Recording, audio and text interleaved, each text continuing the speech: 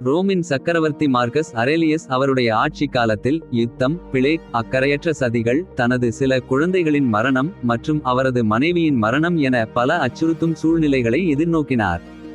அவை பொதுவாக பலரையும் பயப்படுத்தும் பயங்கரமான அச்சங்களாக இருந்தன. ஆனால் இந்த அனைத்தையும் மார்க்கஸ் அரேலியஸ் அசைக்க முடியாத தைரியத்துடனும் வீரத்துடனும் எதிர்கொண்டார்.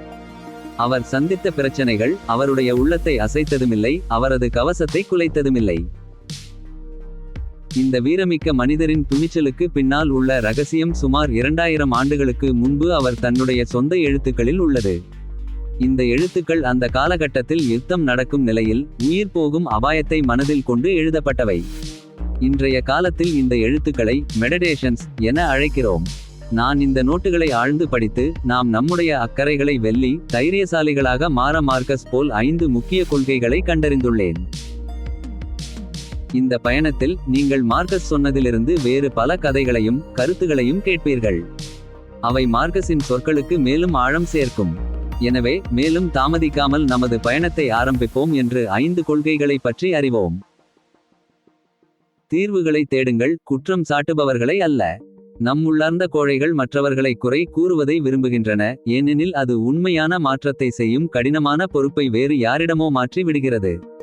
மேலும் பலர் மற்றவர்களை குறை கூறாதிருக்க கேட்பது பெரிய வேலையாக தோன்றுகிறது. நம் வாழ்க்கையில் ஏற்படும் சில பிரச்சனைகளுக்கு பிறர் காரணமாக இருப்பதாக அவர்கள் கூறுகிறார்கள், இதில் நானும் ஒப்புக்கொள்கிறேன். ஆனால் குற்றம் சாட்டுவதில் முழுக்க ஈடுபடுவது உண்மையில் பிரச்சனையை தீர்க்கும் வழியை காண்பதில் இருந்து நம்மை திசை திருப்பும். ஏனெனில் பிரச்சனையை சரியாக தீர்க்கும் வழிகளை பற்றி விவாதிப்பதற்கு பதிலாக யார் மீது குற்றம் சுமத்துவது என்ற வாக்குவாதத்தில் அடிபட்டு கொள்ள ஆரம்பித்து விடுவோம். பழிவாங்குவது ஒரு முடிவற்ற சுழற்சி. ஒருவர் மற்றொருவரை பழிவாங்க அவரும் வேறொருவரை பழிப்பார். இப்படி ஒரு குறுக்கு வழியில் நாம் காலம் தொடங்கும் வரை செல்வோம். ஆனால் மார்க்கஸ் அரேலியஸ் சொல்வது போல யாரையும் பழிவாங்காதே. முடிந்தால் அவர்களை சரியாக வழிநடத்து. இது மிக ஆழமான சிந்தனை. உண்மையில் நாம் யார் செய்த தவறுகளையும் ஆழ்ந்து பார்த்தால் அதற்கு முன்னோடிகள் பலர் இருக்கிறார்கள்.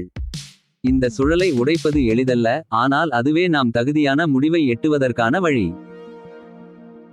பாருங்கள், ஒரு சூப்பர் ஹீரோ மாதிரி மார்டின் லூதர் கிங் ஜூனியர் இந்த ரேசியல் இன்குவாலிட்டி என்ற பிரச்சினையை சமாளிக்க எப்படி துணிந்து நின்றார் என்பதை பார்ப்போம்.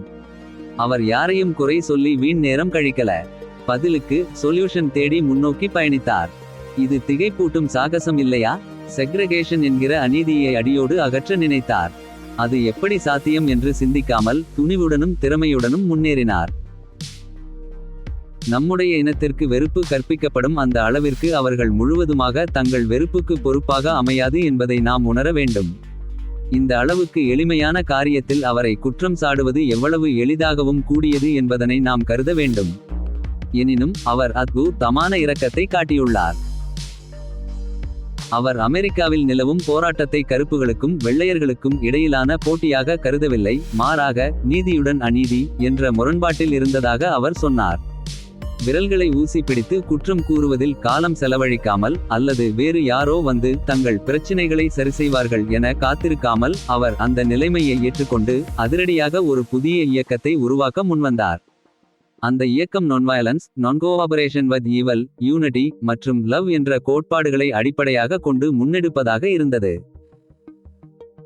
மாண்ட்கோமரியில் உள்ள மக்களுடன் இணைந்து அவர் புறப்படுத்திய புரட்சியை குறை கூறுவதன் மூலம் அல்ல, மாற்றுவதற்காக ஒரு மாதிரி தப்பு மூலமாக நிலைநிறுத்தினார். மற்றும் அவர் உலகில் காண விரும்பும் மாற்றத்தை சார்ந்து மாற்றுப் புயலை உருவாக்கினார்.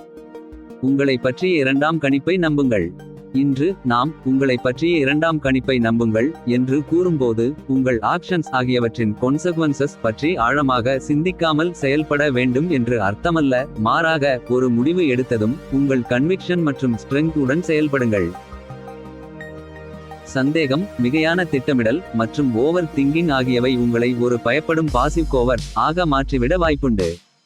ஓவர் திங்கிங் மற்றும் கோவர்ட் இடையேயான தொடர்பை விளக்கும் ஒரு குறுகிய கவிதை த சென்டபிட் எஸ் டலெமா உள்ளது. அது பொதுவாக காத்ரின் கிரேஸ்ட என்பவரால் கூறப்படுகிறது.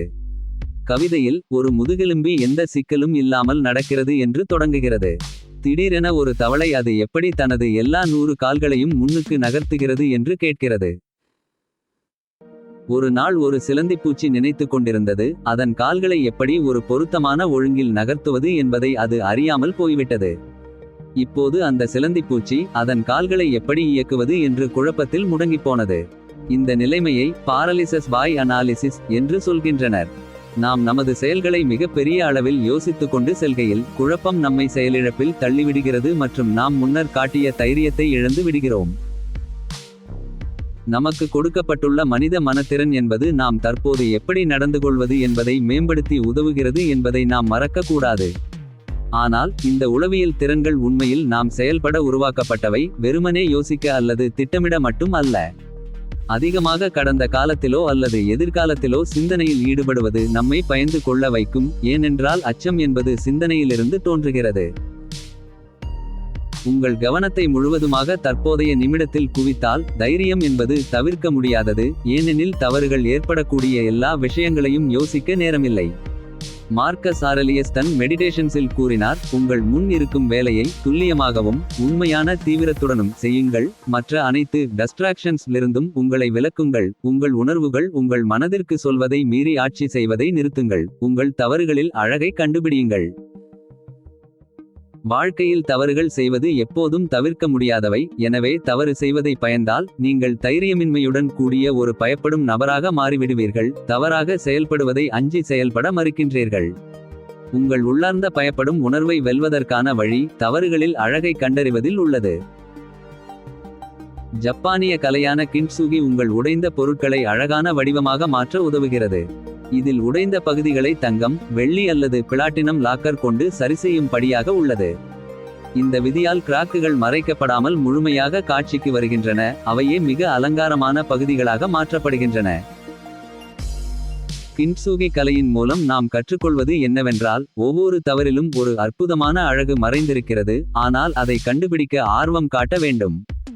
ஒவ்வொரு தவறும் ஒரு பாடமாக மாறும் வாய்ப்பை உங்களுக்கு தருகிறது, மேலும் நீங்கள் கற்கும் ஒவ்வொரு பாடமும் உங்கள் ஆத்மாவை இன்னும் அழகாக்கும்.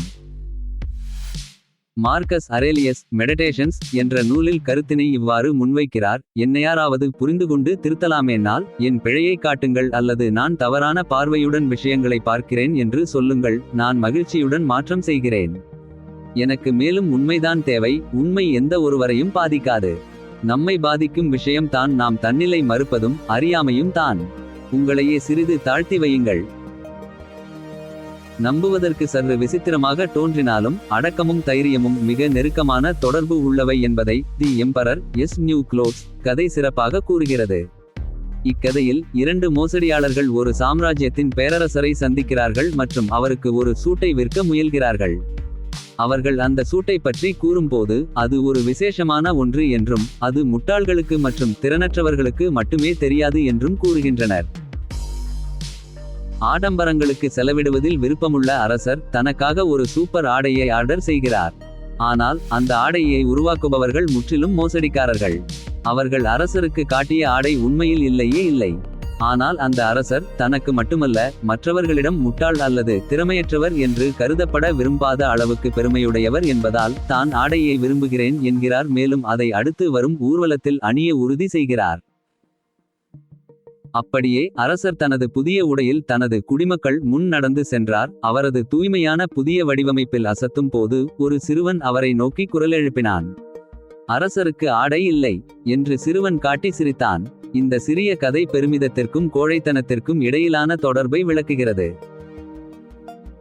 உங்களுக்கு பெருமை அதிகமாக இருந்தால் நீங்களும் கோழையாக மாறி உங்கள் ஈகோவுக்கு காயம் விழும் எந்த விஷயத்தையும் தவிர்க்க துடிப்பீர்கள். எப்படின்னா அந்த சாம்ராஜ்யம் சொல்லிக் கொண்டிருந்த சொல்லாடை பார்க்க முடியாமல் போனது போல முட்டாளாகவும் திறமையற்றவராகவும் தோன்றுவதை கண்டு பயப்பட்டு ஒப்புக்கொள்ளாமல் இருப்பார்.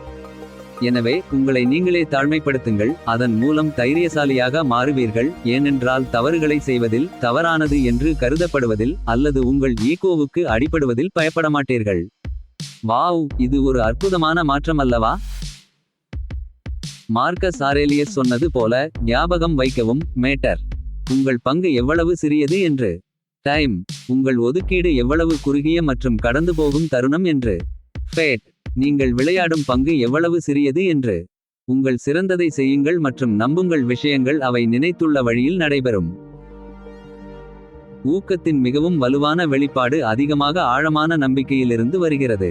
அந்த கலக்கத்தக்க 2008இல் உலகளாவிய நிதி நெருக்கடியின் நடுவில் ஸ்டார்பக்ஸ் முழுமையாக சரிவுக்கு உள்ளான நிலையில் இருந்தது. அவர்கள் தங்கள் வணிகத்தை மிக வேகமாக விரிவாக்கியிருந்தனர். வாடிக்கையாளர்கள் அன்பு கொண்டிருந்த தரமான கஃபே அனுபவத்தை இழந்து விட்டார்கள். மேலும் மக்டொனால்ட்ஸ் புதிய மகாஃபே வழங்கல்கள் போன்ற போட்டியாளர்களால் கடுமையான சவால் எதிர்கொண்டனர். அவர்களின் எதிர்காலம் மிகவும் நிச்சயமற்ற நிலையில் இருந்தது. எனவே அவர்களின் முன்னாள் CEO ஹவார்டு ஷுல்ட்ஸ் மீண்டும் நிறுவனத்தின் தலைமையை ஏற்றுக்கொண்டார்.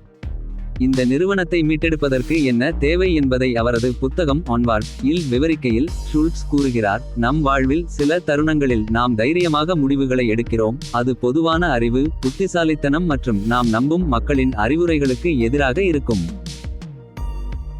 என்னவென்றால் எல்லா ஆபத்துகளையும் பகுத்தறிவு கருத்துகளையும் மீறி நாங்கள் தெரிவு செய்யும் பாதையே சரியானதும் சிறந்ததும் என்று நம்பிக்கையுடன் முன்னோக்கி செல்கிறோம்.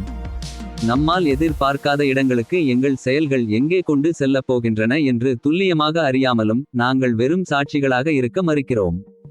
அதாவது அவர் நம்பிக்கை மற்றும் தைரியம் இடையேயான தொடர்பை ஒப்புக்கொண்டார். ஷுல்ட்ஸ் தனது திட்டத்தை அமல்படுத்துவதற்கு முன்பு ஒரு அற்புத நம்பிக்கை கொண்டிருந்தார் என்று கூறலாம். நிச்சயமாக ஸ்டார்பக்ஸ் ஐ மீட்டெடுக்கும் ஒரு சில வியூகங்கள் அவரிடம் இருந்தாலும் அவர் நம்பியிருந்த விதிமுறையான வழியில் அனைத்தும் சிறப்பாக நடைபெறும் என்ற நிச்சயமற்ற நம்பிக்கையே அந்த வியூகத்தை வடிவமைக்கவும் அமல்படுத்தவும் அதே சமயம் தைரியத்தை தந்தது. நீங்கள் ஒரு பொழுது எல்லாம் உங்களால் முடிந்த சிறந்த முயற்சியை செய்து அதன் பின்னர் நடக்கும் விஷயங்கள் நல்லதாக அமையும் என நம்பிக்கை வைத்திருக்க வேண்டிய தருணங்கள் ஏற்படும். அது நீங்கள் எதிர்பார்த்திருக்கும் வழியில் நடக்காமல் போய்விடலாம். மார்க்கஸ் அரேலியஸ் சொல்லியபடி உண்மையான ஸ்டோயிக் அவன் செய்ய வேண்டியதை மட்டுமே செய்கிறான். உலகம் அவனுக்கு என்ன காத்திருக்கிறது என்பதை கவனமாக கருத்தில் கொள்கிறான். தன் சிறந்த முயற்சியை செய்து அனைத்தும் நல்லதையே நம்புவதற்கு சிறந்தது. நம்ம விதிய நாம கூட சுமந்துகிட்டே போறோம், அதுவும் நம்மள தூக்கிக்கிட்டே போகுது. இன்னைக்கு நாம பார்த்த அந்த அசத்தலான 5 பிரின்சிபல்ஸ் பத்தி பேசுவோம். அவை மார்கஸ் ஒரீலியஸ் எழுதின மெடிடேஷன்ஸ் நூலில் இருந்து எடுத்தது. முதலில் ப்ராப்ளம்ஸ் வரும்போது ப்ளேம் பண்ண யாரையும் தேடாம தீர்வு தேடுங்க. இரண்டாவது, உங்க முடிவுகளுக்கு செகண்ட் கெஸ் பண்ணிக்கிடாதீங்க. கடைசியாக உங்கள் மிஸ்டேக்ஸ்ல அழகு காணுங்க. உங்களை தாழ்வாக நடத்துங்கள். உங்களால் முடிந்ததை செய்து விஷயங்கள் அவை நடக்க வேண்டியவாறு நடக்கும் என நம்புங்கள். இந்த 5 கொள்கைகளை பின்பற்றி நீங்கள் உங்கள் உள்ளார்ந்த பயத்தை வெல்லும் துணிச்சலை அடையலாம். இது என்னுடைய மார்கஸ் ஒரீலியஸ் படைப்புகளின் விளக்கம் மட்டுமே. இந்த படைப்பாளரின் படைப்புகள் குறித்து மேலும் கேட்க ஆவலாக உள்ளீர்களா? அவரது Marcus Aurelius how to become who you are என்ற கடைசி வீடியோவை பாருங்கள்.